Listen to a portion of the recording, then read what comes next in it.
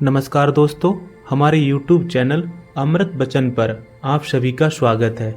दोस्तों, आज हम बात करेंगे ब्रह्म मुहूर्त के बारे में। ब्रह्म मुहूर्त प्रातः काल के उस विशेष 1 घंटा 36 मिनट के समय को कहते हैं जो सुबह 4:24 से लेकर 6 बजे तक रहता है। लेकिन इस विषय में कुछ और भी मान्यताएं हैं।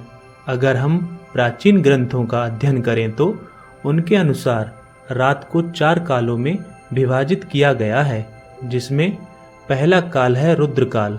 रुद्रकाल शाम 6 बजे से लेकर रात्रि 9 बजे तक प्रभावी रहता है। उसके बाद दूसरा काल है राक्षस काल। राक्षस काल रात्रि 9 बजे से लेकर 12 बजे तक प्रभावी रहता है। और इसके बाद तीसरा काल है गंधर्व काल। गंधर्व काल रात्रि 12 बजे से लेकर भोर के 3 बजे तक प्रभावी रहता है। और फिर आता है चौथा काल, यानी जिसे अंतिम प्रहर भी कहा जाता है, वह है मनोहर काल। मनोहर काल भोर के 3 बजे से लेकर सुबह के 6 बजे तक प्रभावी रहता है। ब्रह्म मुहूर्त के समय की जो मान्यताएं हैं वह मनोहर काल की 3 बजे से 6 बजे के बीच में ही पड़ती हैं। हालांकि विभिन्न देशों में सूर्योदय के समय में भेद रहता है, अतः कोई भी एक निश्चित समय ब्रह्म मुहूर्त का हर स्थान का एक ही नहीं बताया जा सकता। लेकिन यदि आप मनोहर काल के बीच में यानी भोर 3 बजे से लेकर सुबह 6 बजे के बीच में किसी भी समय जल्दी उठते हैं तो ये समय अमृत वेला यानी ब्रह्म मुहूर्त का समय ही माना जाएगा। अगर हम ब्रह्म मुहूर्त का शाब्दिक अर्थ को समझने की कोशिश करें तो ब्रह्म मुहूर्त का ब्रह्म का मतलब होता है देव, अर्थात जो ज्ञान के देवता हैं, और मुहूर्त अर्थात समय खंड यानी एक ऐसा समय जिसमें हम ज्ञान को समझने का प्रयत्न करते हैं। यानी कि ज्ञान को समझने का जो समय है उसको हम ब्रह्म मुहूर्त कहते हैं। ब्रह्म मुहूर्त की बहुत ही महत्वपूर्ण चर्चाएं हमारे शास्त्रों में की गई हैं। ब्रह्म मुहूर्त में जो ब्रह्मांड है और जो देव शक्तियां हैं वह वातावरण में विचरण करती रहती हैं।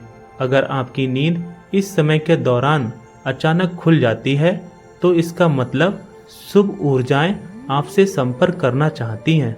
इसी प्रकार सभी धर्म के जो देवालय हैं, वह चाहे मंदिर हो, गुरुद्वारे हो या फिर जितने भी पूजा स्थल हैं, वह सब ब्रह्म मुहूर्त में ही खोले जाते हैं, क्योंकि यही वह समय है जब सारी नकारात्मक शक्तियाँ सो जाती हैं और सकारात्मक शक्तियाँ जागृत होती हैं। इस समय बहने वाली वायु को अमृत वायु कहा जाता है, क्योंकि सारा प्रदूषण और सारी दूषित वायु समाप्त होकर वातावरण में ऑक्सीजन के रूप में व्याप्त रहती है।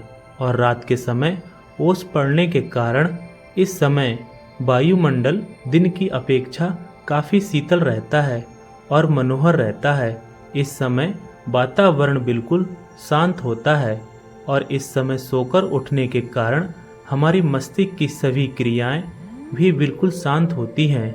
इसीलिए यदि आप इस समय अपनी पढ़ाई करते हैं, कोई प्लानिंग करते हैं या ध्यान करते हैं तो उसमें आपको बहुत लाभ मिलता है। आपको वह कहावत तो सुनी ही होगी कि जल्दी सोना और जल्दी उठना सफलता की प्रथम सीढ़ी है। इसीलिए यदि आप भी सफल होना चाहते हैं तो ब्रह्म मुहूर्त में उठना शुरू करें, इससे आपको बहुत सफलता मिलेगी। प्राचीन काल में इलेक्ट्रिसिटी नहीं होती थी, इसलिए लाइट नहीं रहने पर लोग सूर्यास्त के बाद सो जाते थे और सूर्योदय से पूर्व यानी ब्रह्म मुहूर्त में उठ जाया करते थे। यह प्रकृति के साथ चलने की उनकी एक पद्धति थी। अतः जो भी व्यक्ति प्रकृति के साथ संतुलन बनाकर चलता है वह हमेशा स्वस्थ ही रहता है। और ये भी देखा गया है कि जो लोग प्रातः काल जल्दी उठते हैं वह बकल स्वस्थ रहते हैं, और अक्सर वह लोग जो नाइट शिफ्ट में काम करते हैं उनको स्वास्थ्य संबंधी समस्याएं आने लगती हैं। कहने का तात्पर्य ये है कि अगर आप प्रकृति के साथ मेल जोल बनाकर चलते हैं तभी हम स्वस्थ रहते हैं। लेकिन अगर हम प्रकृति के खिलाफ चलना शुरू हो जाएं तो हमें शारीरिक रूप और मानसिक रूप से समस्याएं आने लगती हैं। मित्रों, अब आप समझ चुके होंगे कि ब्रह्म मुहूर्त क्या है और इसका महत्व क्या है। दोस्तों, आपको हमारी वीडियो पसंद आई हो तो हमारे वीडियो को लाइक करें और कमेंट में जय श्री श्याम जरूर लिखें। धन्यवाद।